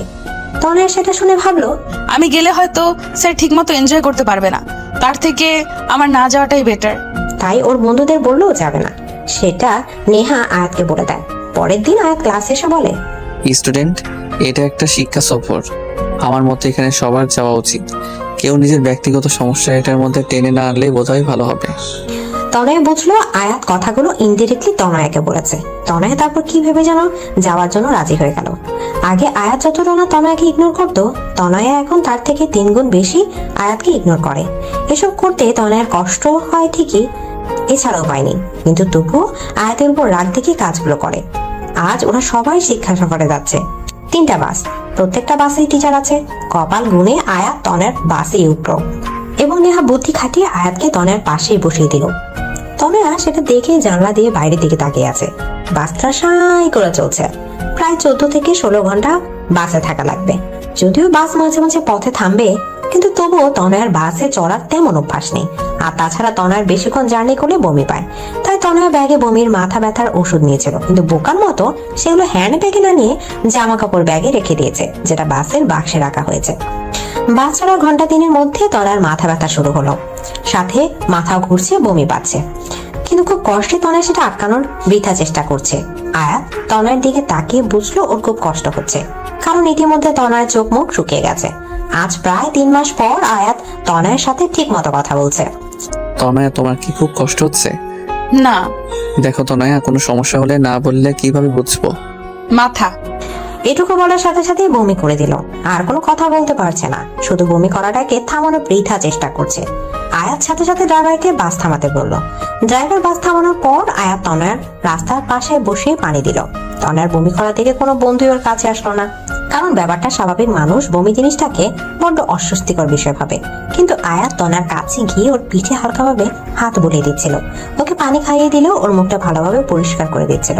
তনয়া অপলক দৃষ্টিতে আয়াতের দিকে তাকিয়ে ভাবছে, লোকটার প্রত্যেকটা কাজে আমার প্রতি ভালোবাসার অনুভূতি পাই, কিন্তু কেন আমাকে নিজের থেকে এত দূরে রাখে? কি তার সেই সমস্যা? তারপর তনয়াকে ওষুধ খাইয়ে সবাই আবার বাসে ওঠে। বমি করার পর তনয়া অনেকটা ক্লান্ত হয়ে পড়ে, যার কারণে তনয়া কিছু দূর যেতেই ঘুমিয়ে পড়ে। বাসে প্রায় সবাই অনেক হইহুল্লোড় করার কারণে ক্লান্ত হয়ে ঘুমাচ্ছে। আয়াত দেখলেও তনয়ার মাথাটা বারবার নিচের দিকে পড়ে যাচ্ছিল, যেমন ঘুমের মাঝে মানুষের হয়। তাই আয়াত নিজের হাতটা তনয়ার কাঁধে রেখে তনয়ার মাথাটা নিজের কাঁধে রাখলো। আয়াত অপলক দৃষ্টিতে তনয়ার দিকে তাকিয়ে আছে আর ভাবছে, ইস, যদি সারা জীবনের মতো তোমাকে এভাবে রাখতে পারতাম। কিন্তু হয়তো আমার ভাগ্যে তোমাকে পাওয়াটা নাই। তোমাকে পেলে হয়তো জীবনে কোনো চাওয়া থাকতো না, কিন্তু বিবেকের কাছে আবেগ আর সমস্ত চাওয়া সবসময় পরাজিত। আমি জানি তোমাকে ভালোবাসাটা আমার তুচ্ছ আবেগ না, কিন্তু সত্যিকারের ভালোবাসাটাও এক ধরনের তীব্র আবেগ। খুব ইচ্ছা করে এই পিচ্চি তনয়াটাকে আমার হৃদয়ের কাছে সারা জীবনের জন্য বন্দি করে রাখি, কিন্তু আমি জানি হয়তো তা সম্ভব না। আমি তোমাকে আমার সমস্যার কথাগুলো বললে হয়তো তোমার জীবনটা তছনছ হয়ে যাবে, তোমার ভবিষ্যৎটা নষ্ট হয়ে যাবে, কারণ কষ্ট সহ্য করার বয়সটা যে তোমার এখনো হয়নি। আয়াত তনয়ার দিকে তাকিয়ে থাকতে থাকতে ঘুমিয়ে পড়ে। কিছুক্ষণ পর তনয়ার ঘুম ভাঙে, কিন্তু তনয়ার মনে হচ্ছে কারো হৃদয়ের মাঝে আছে ও। মাথাটা হালকা উঠাতেই দেখে আয়াতের কাঁধে ওর মাথাটা রাখা। নিজের অজান্তেই তনয়ার হাসি ফুটে উঠলো। তনয়া ভাবছে, ভবিষ্যতে আমি আয়াত স্যারকে পাবো কিনা জানি না, তার সাথে সারা জীবন কাটাতে পারবো কিনা জানি না, কিন্তু এই যে মুহূর্তগুলো তার সাথে কাটাচ্ছি, এর থেকে ভালো মুহূর্ত আর আমার জীবনে আসবে কিনা আমি তাও জানি না, কিন্তু এই মুহূর্তগুলোকে আমি আমার সবটা দিয়ে উপভোগ করতে চাই। হঠাৎ রাস্তার উঁচু নিচু ঢালে বাস লাফিয়ে উঠায় আয়াতের ঘুমটা ভেঙে গেল। তনয়াও অনেকটা হকচকিয়ে উঠলো। তনয়া আয়াতের দিকে তাকিয়ে লজ্জা পেয়ে বাইরের দিকে তাকালো। তনয়া, তোমার এখন কেমন লাগছে? আগের থেকে অনেকটা বেটার স্যার। কিছু খাবে? না স্যার। এর মধ্যে বাস ঢাকা পৌঁছে গেল। ঢাকায় প্রায় ঘন্টাখানেক বাস থামলো। সবাই খাবার জন্য হোটেলে ঢুকলো। সবাই যে যার মতো খাচ্ছে, কিন্তু আয়াত তনয়াকে শুধু ভাত, করলা ভাজি আর ডাল দিল। আমি এগুলো খাবো না। সেটা বলে তো হবে না, এখনো অনেকটা পথ জার্নি করতে হবে। অন্য কিছু খেলে তুমি আবার বমি করবে। দেখো, তোমাকে সাপোর্ট করতে আমিও একই খাবার খাচ্ছি। প্লিজ খাও তনয়া, নয়তো তোমার শরীর আরো খারাপ লাগবে। তনয়া আয়াতের কথা আর ফেলতে পারলো না, তাই কষ্ট হলো খাবারটা খেয়ে নিল। তারপর আয়াত ওকে বমির আর মাথা ব্যথার ওষুধ খাওয়ালো। ঢাকা থেকে কক্সবাজার পৌঁছাতে অনেক রাত হয়ে গেল। তনয় আর বমি করেনি। হোটেলে আগে থেকে বুকিং করা ছিল, তাই কোনো সমস্যা হলো না। যেহেতু রাত অনেক, সবাই খুব ক্লান্ত ছিল, তাই খেয়ে সবাই ঘুমিয়ে পড়লো। পরের দিন সকালে সবাই যে যার মতো বিচে ঘুরতে গেল। আয়াত আর তনয়ার আসার কথা শুনে লিমাও সেখানে আসলো, কারণ লিমা তো চট্টগ্রামে থাকে। লিমাকে আয়াত তনয়ার সাথে হওয়ার কথাটা খুলে বলল। কিন্তু আয়াত, তুই কি সত্যি ওকে ভালোবাসিস না? না, এই মিথ্যাটা না তুই অন্য কারোর কাছে বলিস। একেবারে ফ্লপ মার্কা অ্যাক্টিং। ওকে সারা জীবনের জন্য আমার করে পাওয়া মনে হয় আমার কপালে নেই রে। কি সমস্যা আয়াত, বল না প্লিজ। আয়াত, তোর আবার কোনো বড় ধরনের অসুখ করেনি তো? আরে না, সমস্যাটা তুই জানিস, হয়তো খেয়াল নেই। কি সেটা আয়াত? তুই তো আমার বড় ভাইয়া আয়ানের কথা জানিস। হ্যাঁ, সে একটা মেয়েকে ভালোবাসে, পালিয়ে বিয়ে করেছিল বলে তোর বাবা তার সাথে কোনো সম্পর্ক রাখেনি। হ্যাঁ, কিন্তু ভাইয়া ভালোবেসে বিয়ে করেছে বলে বাবা ততটা রাগ করেনি। আসলে বাবা তার বন্ধুর এক মেয়ের সাথে ভাইয়ার বিয়ে ঠিক করেছিল, কিন্তু ভাইয়া বাবাকে কিছু না বলে বিয়ে করায় বাবার বন্ধু তাকে অনেক অপমান করেছিল। কিন্তু বাবা তার অপমানে অতটা কষ্ট পায় নাই যতটা ভাইয়া তার কাছে সত্যি লুকিয়েছে বলে পেয়েছে। বাবা আগেই বলেছে তিনি মিথ্যাকে ঘৃণা করেন, আর তাছাড়া বাবা সবসময় আমাদের সাথে বন্ধুসুলভ ছিল, কিন্তু তবু ভাইয়া বলেনি। তারপর থেকে বাবা ভাইয়ার সাথে কোনো সম্পর্ক রাখেনি। আমি অনেকবার চেষ্টা করেছি বাবাকে বোঝানোর, কিন্তু তিনি আমার কোনো কথাই শোনেননি। আসলে মানুষ একবার তীব্র কষ্ট পেলে তার মনটা পাথরের মতো হয়ে যায়। তখন শত আবেগ অনুভূতি তার মনকে ছুঁতে পারে না। বাবার ক্ষেত্রেও তাই হয়েছে। কিন্তু আয়াত, তোর ভাইয়ের ভালোবাসার সাথে তোর ভালোবাসার কি সম্পর্ক? হ্যাঁ, সেটাই বলছি। আচ্ছা লিমা, তুই কি জানিস তনয় আমাকে ঠিক কতদিন ধরে ভালোবাসে? হ্যাঁ, প্রায় 4 বছর। না, 3 বছর 8 মাস ধরে আমি তনয়ের চোখে আমার জন্য ভালোবাসা দেখেছি। কিন্তু জানিস আমি তনয়াকে ঠিক কতদিন ধরে ভালোবাসি? ঠিক কতদিন বলতে পারবো না, তবে তনয়া থেকে কম দিন। 4 বছর 13 দিন। তুই তনয়াকে আগে থেকে চিনতিস? হ্যাঁ, তনয়াকে আমি প্রথম দেখি আমার এক বন্ধু রবির বাসায়। আর প্রথম দেখায় তনয়ের উপর কেমন যেন একটা অনুভূতি কাজ করা শুরু করে দিয়েছিল। রবির ছোট বোনের জন্মদিন এসেছিল তনয়া, কারণ তনয়া রবির বোনের বান্ধবী। জানিস রবির ছোট বোন কে? কে? তনয়ের সবচেয়ে কাছের বান্ধবী নেহা। তারপর নেহার থেকে তনয়ের সম্বন্ধে সবকিছু জানি। সব জেনে দেখলাম তনয় আমার থেকে প্রায় 6 বছরের ছোট, আর এত ছোট বয়সী মেয়ের সাথে রিলেশন করাটা নেহাত বোকামি। আর তাছাড়া তনয়া তখন রিলেশনে জড়ালে ওর পড়ালেখায় ক্ষতি হতো, ওর ভবিষ্যৎ অন্ধকারের দিকে যেত। যাকে এতটা ভালোবেসে ফেলেছি তার ভবিষ্যৎ কিভাবে নষ্ট করি বলো? আর তাছাড়া দুটো মানুষ যখন রিলেশনে থাকে তখন একে অপরের মাঝে কিছুদিন পর শয়তানের তাড়নায় একটা আলাদা অনুভূতি তৈরি হয়। চুম্বকের বিপরীত মেরু যেমন একে অপরকে আকর্ষণ করে, ঠিক তেমনি প্রেমিক প্রেমিকের মধ্যেও এই আকর্ষণ কাজ করে। আর তখন তারা না চাইতেও নোংরামিতে জড়িয়ে পড়ে।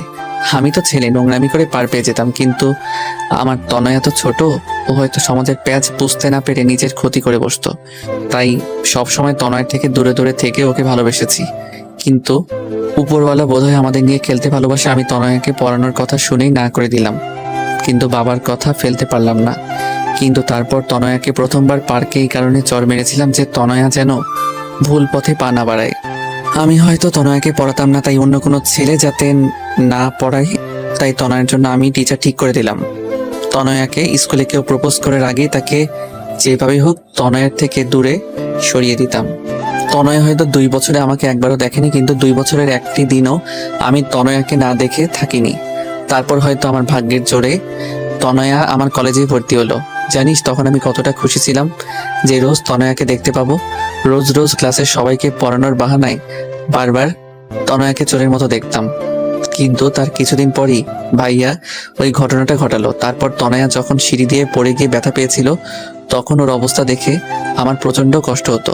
তনয়া সুস্থ হওয়ার পর কয়েক মাস খুব সুন্দর ছিল, জানিস তনয়ের সাথে খুব ভালো বন্ধুত্ব হয়ে গেছিল। কিন্তু সমস্যাটা হলো কয়েক মাস আগে তারপর থেকে আমি তনয়াকে অ্যাভয়েড করে চলতে থাকি। কি হয়েছে?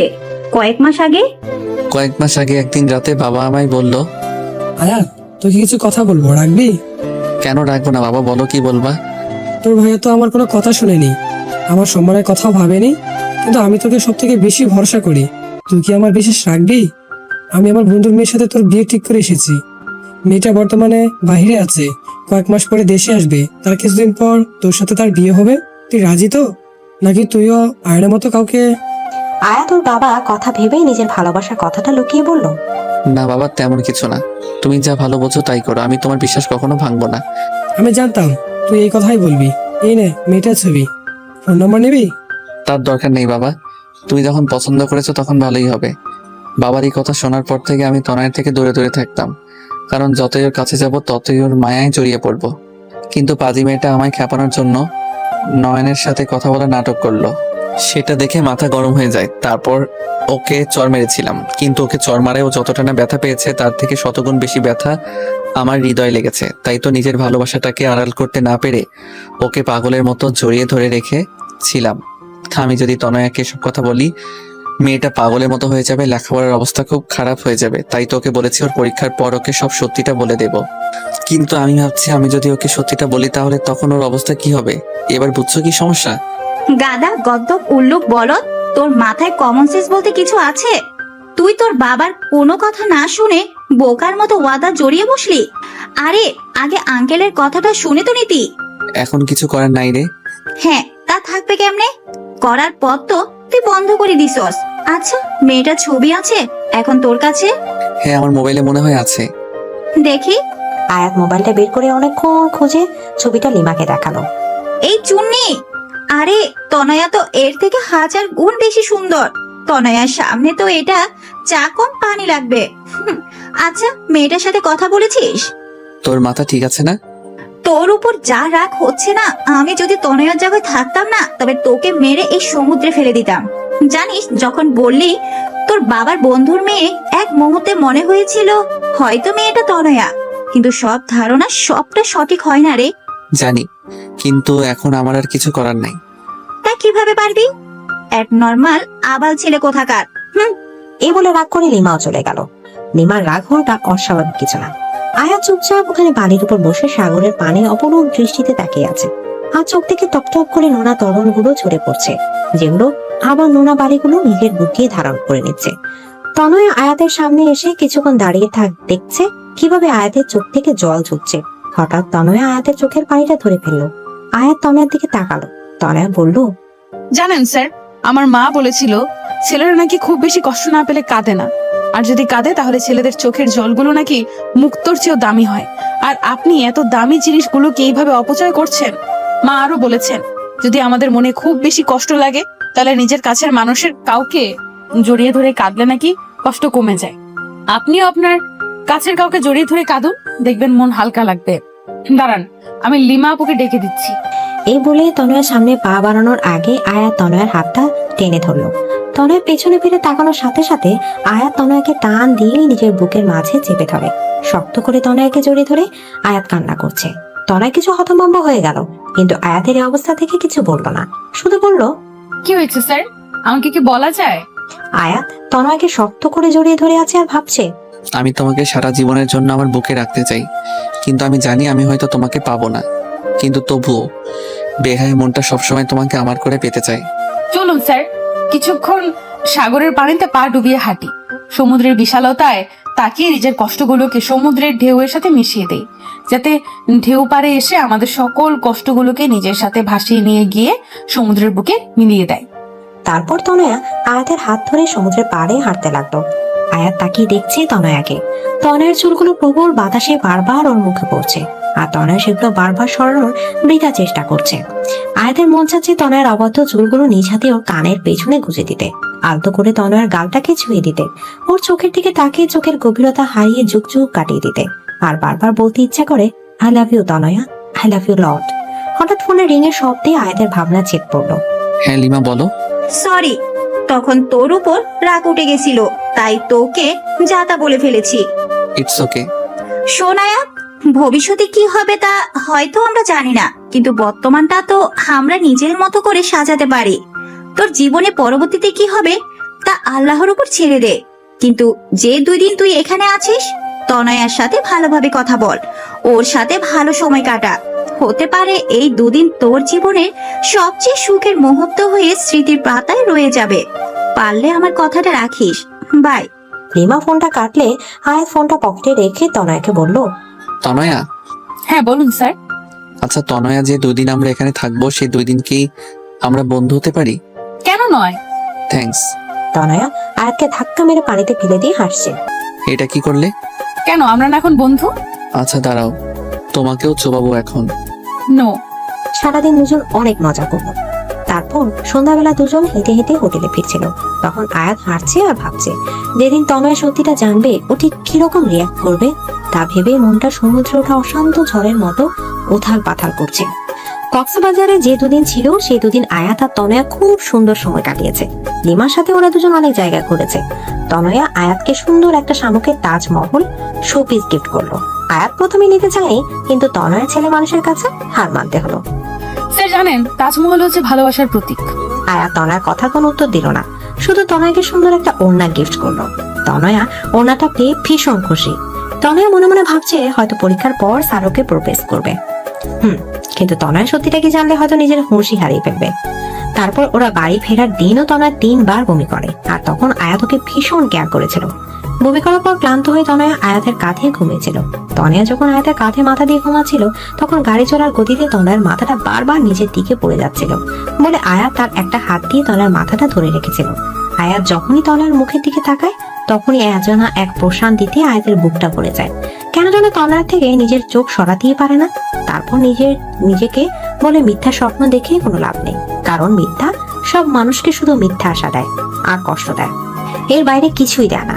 তনয় কিছুটা পথ ঘুমিয়েছিল আর কিছুটা পথ ঘুমে অভিনয় করেছিল, কারণ ঘুম ভাঙলে যে আয়াত তার কাঁধটা সরিয়ে নিবে। তনয়া আয়াতের কাঁধে মাথা রেখে ভাবছিল, ইস, এইভাবে যদি সারা জীবন ওর কাঁধে মাথা রেখে থাকতে পারতাম। জানি না কি লেখা আছে আমাদের ভাগ্যে, কিন্তু ভাগ্যে যাই লেখা থাকুক না কেন, সারা জীবন আমি আমার অঙ্ক টিচারকেই ভালোবাসবো। বরিশাল পৌঁছাতে পৌঁছাতে অনেক রাত হয়ে গেল। প্রায় সব মেয়েদেরই বাড়ির লোক এসে নিয়ে গেছে, কিন্তু তনয়ার বাবা সেদিন শহরে ছিল না। তাই তনয়ার মা আয়াতকে ফোন করে বলেছে ও যেন তনয়াকে বাড়ি পৌঁছে দেয়। তাই আয়াত তনয়াকে নিজের গাড়িতে করে তনয়াদের বাড়িতে দিকে যায়। এখন কেমন লাগছে তনয়া? জি মোটামুটি ভালো। তোমার কি জার্নি অ্যালার্জি আছে? জি স্যার, আসলে আমি এত দূর বাসে কখনো ট্রাভেল করিনি। ও, তোমার বাড়ি এসে গেছে। ও, ভেতরে আসুন স্যার। না, অনেক রাত হয়ে গেছে, এখন আর ভিতরে যাব না, বাড়ি যাব। ওকে, কিন্তু একবার গাড়ি থেকে বাইরে বের হন। কেন? আরে আগে বের হন, তারপর বলছি। আয়াত গাড়ি থেকে বের হয়ে দাঁড়াতে তনয়া হুট করে আয়াতকে জড়িয়ে ধরলো। আয়াত কিছুটা হতবাক হয়ে গেল। তনয়া অনেকক্ষণ আয়াতকে জড়িয়ে ধরে বলল, আমি জানি না পরীক্ষার পর আপনার সিদ্ধান্ত ঠিক কি হবে, কিন্তু এই যে 2 দিন আপনার সাথে কাটালাম, এটা আমার জীবনের সবচেয়ে স্মরণীয় দিন হয়ে আমার মনের মণিকোঠায় সারা জীবন গেঁথে থাকবে। আপনি যেমন আমার মনে গেঁথে আছেন, ঠিক তেমনি এই স্মৃতিগুলো গেঁথে থাকবে। ধন্যবাদ স্যার, আমার সাথে এত সুন্দর 2 দিন কাটানোর জন্য। আয়াত আর কিছু বলল না, নিজেকে তনয়ের থেকে ছাড়িয়ে চুপচাপ চলে গেল। পরের দিন থেকে সবাই লেখাপড়ায় অনেক ব্যস্ত হয়ে পড়ে, কারণ সামনে পরীক্ষা। আয়াত তনয়ের সাথে কথা বলে, কিন্তু কম।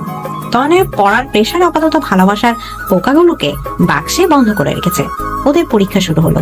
পরীক্ষার মধ্যে তনয় 18তে পাপ দিল, কিন্তু পরীক্ষার কারণে কোনো সেলিব্রেশন হয়নি। আজ ওদের পরীক্ষা শেষ হলো।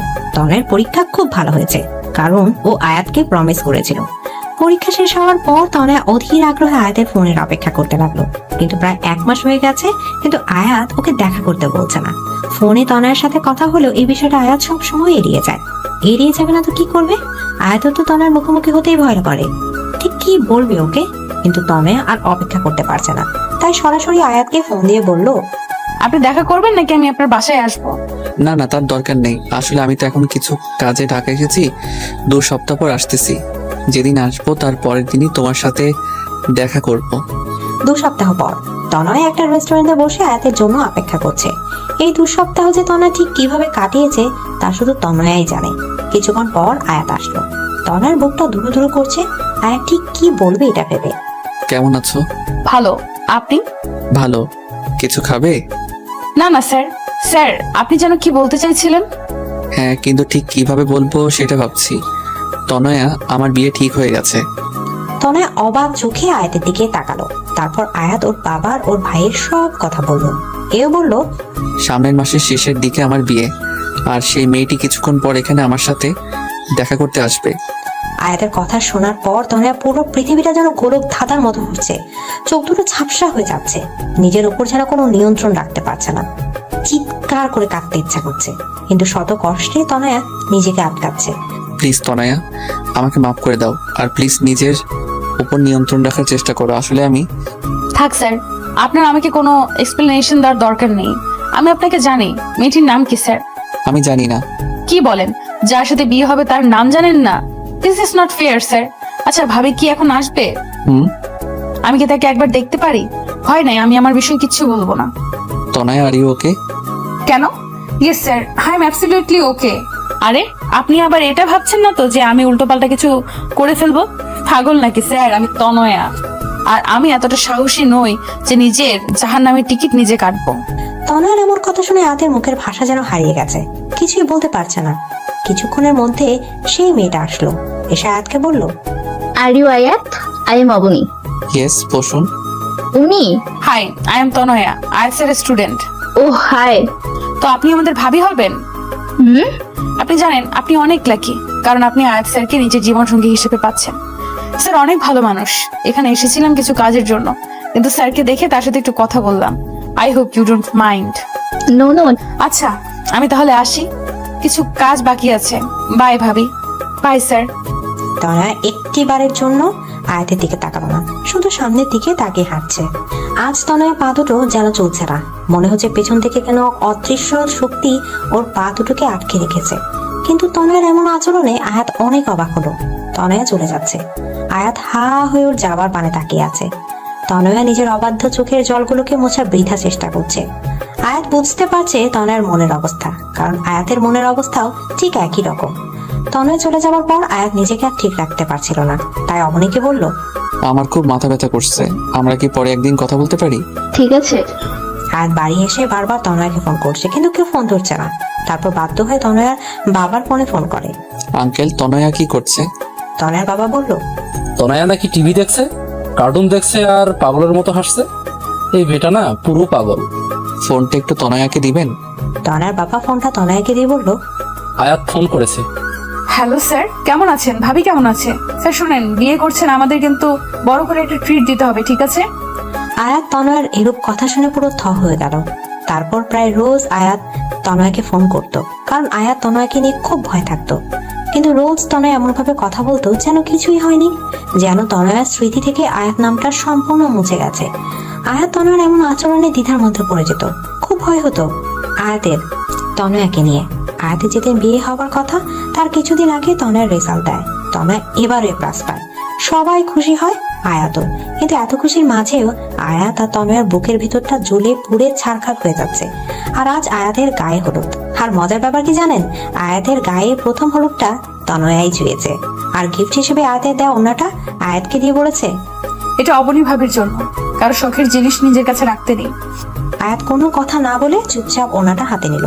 সবার সাথে খুব হাসাহাসি মুখ করে কথা বলছে তনয়া, কিন্তু ওর মনের ভেতরটা হয়তো আয়াত ছাড়া আর কেউ বুঝতে পারছে না। গায়ে হলুদ পর্ব শেষে আয়াত তনয়াকে বলল, তোমার সাথে আমার কিছু কথা আছে, আমার সাথে এসো। হ্যাঁ বলুন স্যার। তনয়া, তুমি কি করে এতটা স্বাভাবিক আছো বলো? কেন স্যার, অস্বাভাবিক হওয়ার মতো কিছু হয়েছে কি? আয়াত এবার নিজের রাগ কন্ট্রোল করতে পারলো না। ঠাস করে তনয়ার গালে কষে একটা চড় মেরে বলল, এই মেয়ে, তুমি কি কিছু বোঝো না নাকি? নাকি তোমার বোধগম্য শক্তি সব শেষ হয়ে গেছে? আবার মারলেন? এবার কোন অধিকারে মারলেন? আর হ্যাঁ, you are too late sir. আর কথাটা বলার আগেই আয়াত তনয়াকে দেয়ালের সাথে চেপে ধরে বলল, অধিকার? কি অধিকার, তাই না? তোমার উপর যদি আমার অধিকার না থাকে তাহলে কারো নাই। হ্যাঁ, তো রাগ দেখানোর কোনো প্রয়োজন নাই। কিসের জোরে আপনি আমার উপর অধিকার খাটাচ্ছেন? এই বলে তনয়া চলে যেতে চাইলে আয়াত তনয়াকে আরো শক্ত করে দেয়ালের সাথে চেপে ধরে। আয়াত তনয়ার একদম কাছে চলে যায়, এতটা যে একে অপরের নিঃশ্বাসের অনুভূতি পাচ্ছিল। আয়াত তনয়ার কাছে গিয়ে বলল, আমার ভালোবাসার জোরে আমি তোমার উপর অধিকার খাটাচ্ছি। একদিন পর যে অন্য কাউকে নিজের স্ত্রী হিসেবে স্বীকার করবে, তার মুখে ভালোবাসা অধিকার নামক কথা শোভনীয় লাগে না। আয়াত তনয়ের হাতটা শক্ত করে ধরে বলে, চলো, আজ এখন সবার সামনে আমি তোমাকে বিয়ে করব। দেখি কে কি করে, আমি কারো পরোয়া করি না। প্লিজ স্যার, রাগের মাথায় কোনো কাজ করবেন না। রাগ মানুষের গোছানো কাজকেও নষ্ট করে দেয়। প্লিজ বোঝার চেষ্টা করুন। Just shut up. আয়াত তনয়াকে ওর বাবার কাছে নিয়ে যাবে, এর মধ্যে লিমা এসে বলল, আয়াত ভাই এসেছে তার বউ নিয়ে। কি আর বাবা? আয়াত, তনয়া, লিমা তাড়াতাড়ি আয়াতের বাবার কাছে যায়। গিয়ে দেখে আয়াতের বাবা আয়ান ভাইয়ের সাথে কথা বলছে। আজ আয়াতের জন্য তোকে মাফ করে দিলাম। দেখো আজ আয়াত আমাকে কত বড় খুশি দিচ্ছে। দেখো আয়াত আমাকে দেওয়া কথা রেখেছে, তাই এই খুশি কারণে আমি তোমাকেও মাফ করে দিলাম। আয়াতের বাবা এই খুশি দেখে আয়াত আর কিছু বলতে পারলো না। তনয়া আয়াতকে সাইডে এনে বলে, দেখুন স্যার, আজ আপনার বাবা কত খুশি। আপনি কি চান তার এই খুশিটা নষ্ট হয়ে যাক? দেখুন স্যার, আমার আপনার উপর কোনো রাগ বা ক্ষোভ নেই। কেন জানেন? কারণ আপনি নিজের খুশির কথা না ভেবে আপনার বাবার খুশির কথা ভেবেছেন। আর এই জন্যই আমি আপনাকে না পাওয়ার জন্য মনে কোনো রাগ রাখি নাই। হ্যাঁ, আপনাকে না পাওয়ার দুঃখ, কষ্ট, আফসোস তো আছে আর সারা জীবন থাকবে, কিন্তু আমি এটা ভেবে নিজেকে সামলে নেব যে আপনার বাবা মা আর আপনি সুখে আছেন। স্যার, বাবা মায়ের মতো কেউ হয় না। স্যার, আপনি তাদের কথা মেনে নিন। বাবা মাকে কষ্ট দিয়ে কেউ জীবনেও সুখী হতে পারে না, খুশি হতে পারে না। আর বাবা মাকে সুখী করার জন্য যদি নিজে কষ্ট পায়, তাহলে আল্লাহ সে কষ্টের প্রতিদান একদিন না একদিন ঠিকই দিবে। চলি স্যার, ভালো থাকবেন। আমি আজকেও আসতাম না, কিন্তু আজ শেষবারের মতো আপনাকে একবার দেখার লোভ সামলাতে পারলাম না।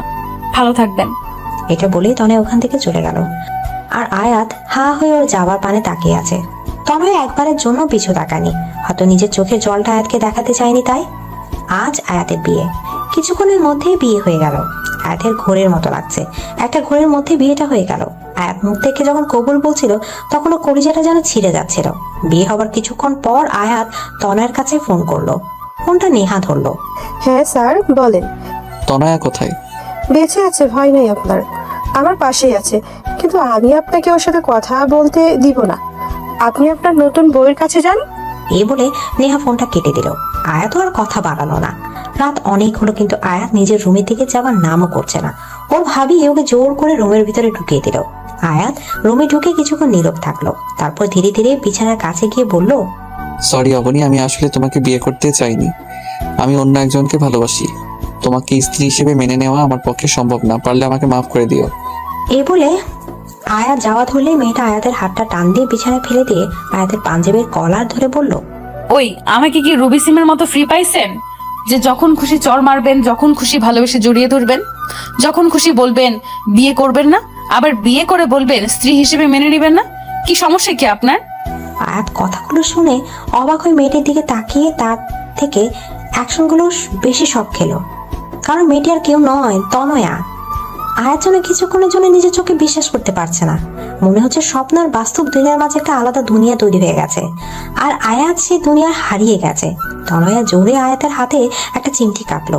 আয়াত নিজের চেতনা ফিরে পেল, হকচকে বলল, তনয়া তুমি? কি স্যার, সারপ্রাইজটা কেমন লাগলো? অবনী কোথায়? ইস, অবনীর খুব চিন্তা হচ্ছে না? আমি অবনীকে মেরে ফেলেছি। আয়াত যেন কিছুই বুঝতে পারছে না। এর মধ্যে কি যেন দরজা টোকা দিল। আয়াত দরজা খুলে দেখে অবনী দাঁড়িয়ে হাসছে। হাই দুলাভাই, হোয়াটসঅ্যাপ? এখনো বাসা শুরু করা হয়নি বুঝি?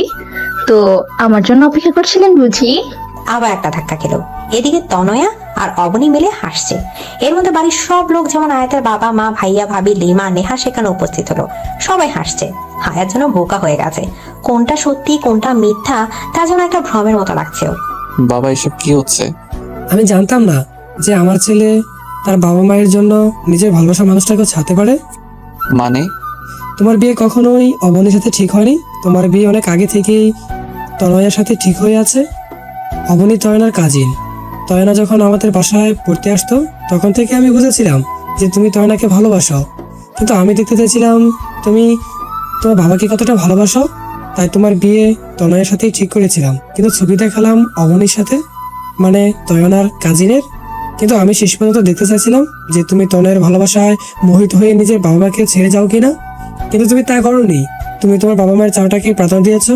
তোমাকে নিয়ে আজ আমার সত্যি গর্ব হচ্ছে। তার মানে তনয়া সব জানতো? না, তনয়া জানে মাত্র 3 মাস ধরে। কারণ তনয়ার জন্মদিনে তনয়াকে আমি উপহার স্বরূপ তার অঙ্ক টিচারকে গিফট করেছি, কারণ তনয়াই আমাকে ভালোবাসার আসল মানে শিখিয়েছে। আমার ভাইয়া আর বাবিকেও সে ফিরিয়ে এনেছে। সরি স্যার, আমার জন্মদিনের দিন যখন বাবা সব খুলে বলল, তখন আমি খুশিতে ঠিক কি করব ভেবে পাচ্ছিলাম না। আপনার সামনে দুঃখী হবার অ্যাক্টিং করতে আমার ভীষণ খারাপ লেগেছে, কিন্তু আমি আপনার বাবাকে ওয়াদা করেছিলাম আপনাকে কিছু বলবো না, তাই। আয়াত রাগে দুঃখে কোনো কথা বলতে পারছে না।